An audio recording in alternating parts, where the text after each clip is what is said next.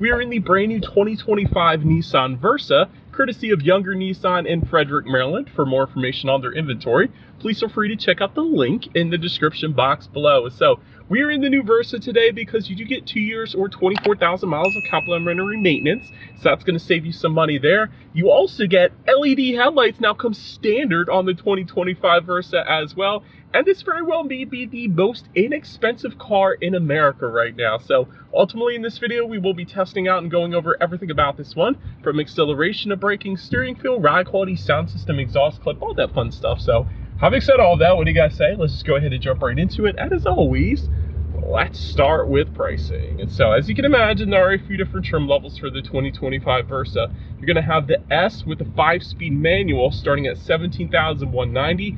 SCVT for $18,990, SV, which is the one we are in today, starting at $20,490, and lastly the SR, that one is going to go for $21,190. So regardless of the trim level that you go with, the power plant on the Versa is going to be the same. Powering the little beast is a 1.6 liter naturally aspirated inline 4-cylinder, putting out 122 horsepower at 6,300 RPM, 114 pound-feet of torque, coming in at 4,000 RPM. That power is going to be sent to the front wheels through your choice of either a 5-speed manual, which by the way is available on the S trim level only, or a continuously variable transmission. 0 to 60 time for this one, approximately 9.5 seconds, with MPG numbers coming in at 27 in the city, 35 on the highway for the manual, 32 city, 40 then on the highway for the CVT, either way taking regular unleaded fuel. But so that before we do any kind of fun acceleration test here in the Versa, I did want to mention to you guys the drive mode. It is a sport driving mode. It is a horizontal button, kind of horizontal line button that is hidden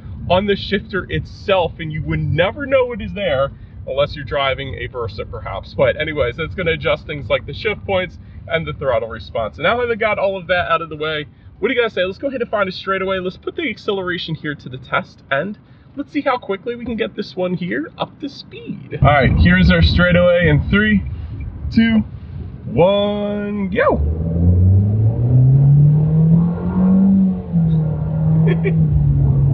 It's loud.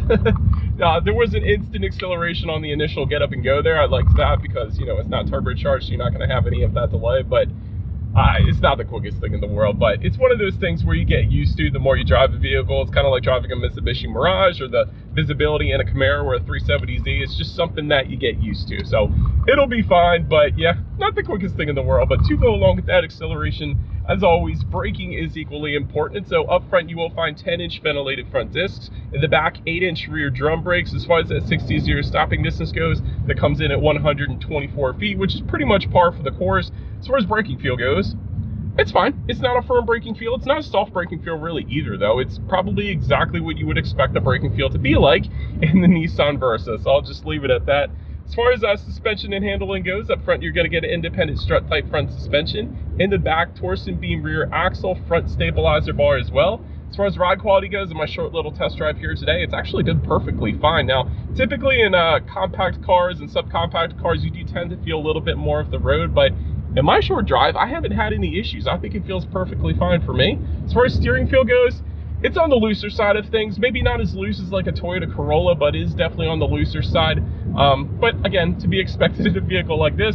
Touching on cabin noise, we're going 50 miles per hour right now, so this will be the perfect test. I will say it is windy as stink today, so there is a little bit of wind noise coming into the cabin, but again, nothing that would personally bother me. And touching on rear visibility, looking out my rear view mirror there, I can see perfectly fine. Really, you have a wonderful view out the back, so in terms of visibility, definitely should not have any issues there. But that pretty much rounds out the performance segment of this review, guys. Let's now go ahead and take a look at the exterior of our brand new 2025 Nissan Versa. All right, so here she is, you guys, the new 2025 Nissan Versa, finished in gray sky pearl, in case you were curious of our exact exterior color name that we have with us here in this one. But as always, let's go ahead and start with where the Versa is made. Taking a look at the VIN, first character is the number 3, indicating that the Versa is built and assembled in Mexico, in case you were curious. But chrome V-motion front grille will come standard on the S and SV trim levels. You're going to get a dark chrome V-motion front grille if you were to go with that SR. And like I said at the beginning of the video, you are looking at full LED headlights that now comes standard on every single trim level across the board, even the S trim that did not used to be last year. So That is pretty darn cool. And of course, the headlights, they are automatic as well. So when it starts to get dark at night, headlights will turn on automatically for you there. So you got to love that. And if you were to go with the SR trim level, you're going to get some SR badging found in the front grille then as well. But good looking front end in my opinion. Let me know what you think in the comments. But that pretty much rounds out the front end. Let's now go ahead and swing around to the side. All right, so now since we are around to the side of the Versa, black window surrounds will come standard. You got a floating roof line towards the back there. You guys can see that as well. Power adjustable side mirrors coming standard. They're going to have a matte black finish with the S trim, gloss black finish with the SR, and then body colored finish for the SB, like you guys are looking at right now, of course. Side mirrors will be heated with that SR trim level though as well. Then taking a look at the door handles, they are actually going to differ between the trim levels. I just wanted to mention that. So black door handles are going to come on the S, but then body colored door handles for the SB and SR trims.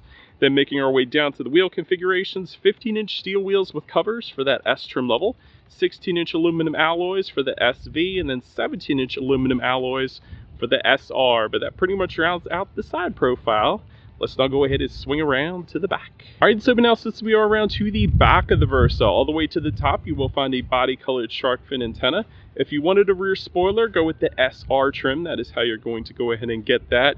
You do have a nice body-colored rear diffuser at the very bottom portion of that rear bumper. That looks good as well. No LED taillights, unfortunately. Still, you got the LEDs up front, though, so it's a step in the right direction. But there is a single exhaust outlet that is tucked away underneath on the passenger side there. So having said that, I do believe you guys know what we have to do next here. As always, here is that exhaust clip.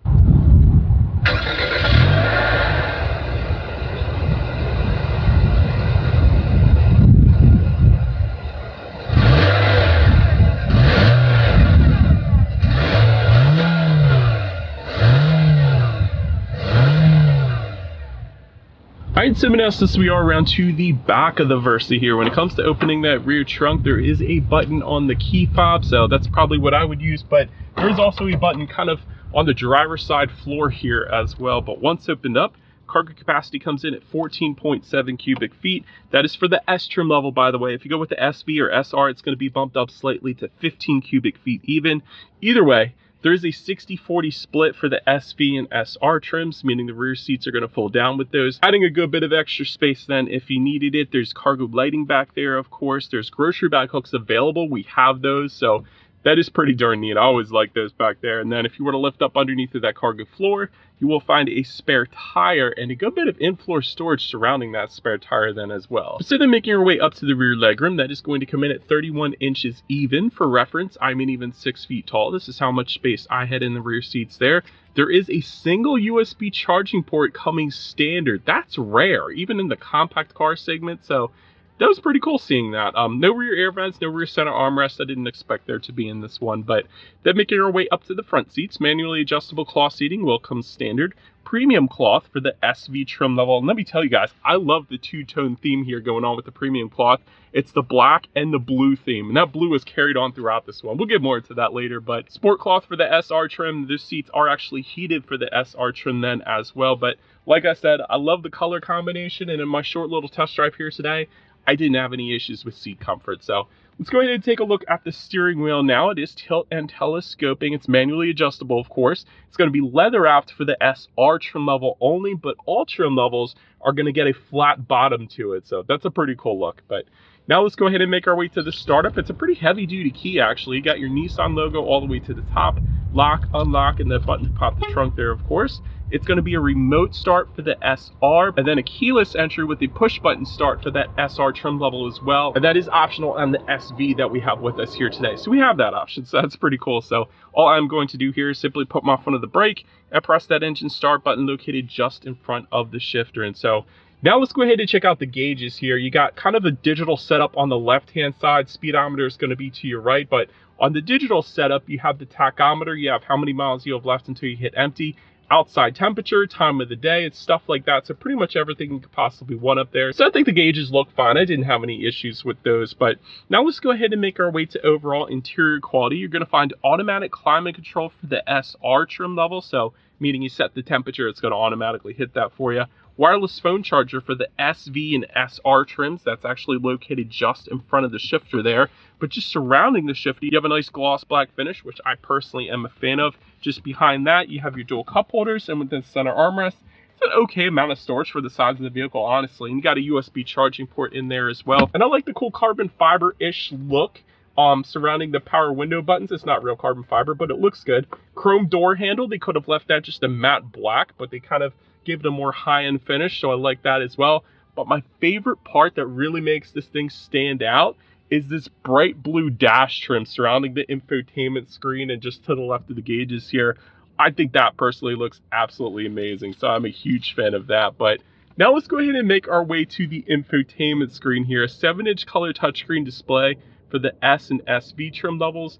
8-inch color touchscreen display, however, with the SR trim. Either way, you get Bluetooth and audio streaming, Android Auto, Apple CarPlay for the SV and SR trim levels. It is optional on the S, just doesn't come standard on that one. But of course, you can check out your radio information up there as well. So when it comes to the sound systems, there are 2 of them. You're going to find 4 speakers for the S and SV trim levels, and then a 6-speaker sound system for that SR trim. So having said that, I do believe you guys know what we have to do next here. Let's go ahead and turn on the radio, see what we got playing today, and let's test out the clarity of this one.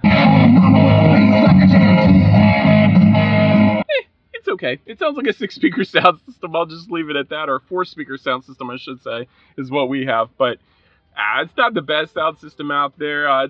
It's a really good podcast sound system, I will say that. But last thing I wanted to mention to you guys on the infotainment screen is when you do put the Versa in reverse, you will find a rear view camera coming standard across the board. Not the highest quality rear view camera, but it does get the job done, which is always is going to lead us into safety. And so front side curtain airbags do come standard. You actually also have driver and passenger knee airbags as well. It doesn't always come standard out there. In the back, you're going to have latch, aka lower anchors and tethers for children for the rear car seats, rear child door locks, tire pressure monitoring system, but also coming standard. Forward collision warning, autonomous emergency braking with pedestrian detection, lane departure warning, high beam assist. You gotta love that. So if you have your high beams on at night in the sense of the vehicle coming in the opposite direction, it's gonna automatically dim them back to low beams. Then when that vehicle is gone, it's gonna automatically bounce back up to high beams for you there. So I always am a big fan of that. And you also get reverse automatic braking then as well. So overall, when it comes to my final thoughts here of the Versa, it is extremely affordable, and that's a heck of a start right there. You gotta love that in today's economy. Great fuel economy, by the way, as well. Big fan of that. Interior quality is really good for the price. I'll put it that way. I love the blue accents, especially on the dash here. I think that looks absolutely amazing. And I like the chrome door handle and the gloss black finishes surrounding the shifter and the carbon fiber look. So it is decent for the price. I'll just put it that way. So I think the main thing, kind of the trade-off is with this car is it's just slow. I mean, and there's nothing wrong with that. I mean, the Mitsubishi Mirage did 60 in 12 seconds flat. And this one's a lot quicker than that, I'll put it that way. But yeah, that's really the only trade-off. This thing's pretty solid for the money, I'll just put it that way. But anyways, let me know what you think of the Versa in the comment section below. That's about it for this one, you guys. Thank you so much for watching. Feel free to follow me on social media somewhere on the screen there. Be sure to hit the subscribe and the bell notification button if you're into new car reviews. That is what we do here on this channel after all.